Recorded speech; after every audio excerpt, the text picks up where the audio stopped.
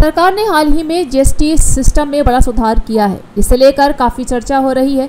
बदलाव इस दिशा में किया गया है कि टैक्स सिस्टम को सरल बनाया जाए ताकि आम आदमी से लेकर व्यापारी तक सबके लिए समझना और पालन करना आसान हो।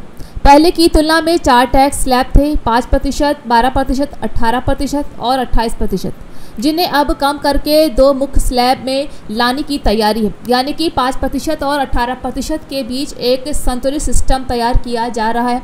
इसका मतलब ये हुआ कि ज़्यादातर सामान या तो सस्ता हो सकता है या फिर उन पर टैक्स का बोझ स्थिर रहेगा। ऐसा माना जा रहा है कि इससे रोज़मर्रा की ज़रूरत की चीज़ों पर लोगों को सीधा फ़ायदा मिल सकता है।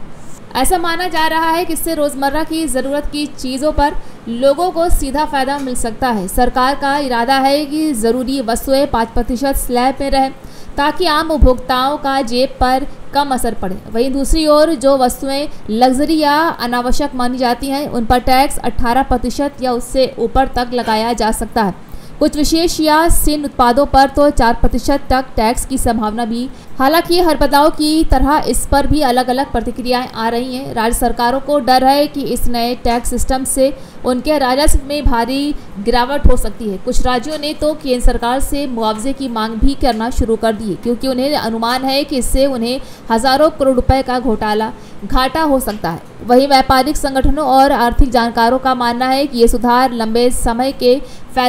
लंबे समय में फायदेमंद होगा। इससे टैक्स भरने की प्रक्रिया आसान होगी, इनवॉइस और फाइलिंग में पारदर्शिता आएगी और टैक्स चोरी की संभावना भी कम होगी। इसके साथ ही व्यापार में स्थिरता आएगी और निवेश का माहौल बेहतर बन सकता है। सरल शब्दों में कहें तो इस बदलाव से आम लोगों को सस्ते सामान का फायदा मिल सकता है, लेकिन राज्य सरकारों को अपने हिस्से का नुकसान झेलना पड़ सकता है। अब देखना यह है कि केंद्र और राज्यों के बीच इस नए जीएसटी ढांचे को लेकर किस तरह का तालमेल बनता है और असली असर जनता पर कितना पड़ता है। अगर सही संतुलन बना रहा तो ये बदलाव जीएसटी सिस्टम के इतिहास में एक बड़ा और सकारात्मक मोड़ साबित हो सकता है।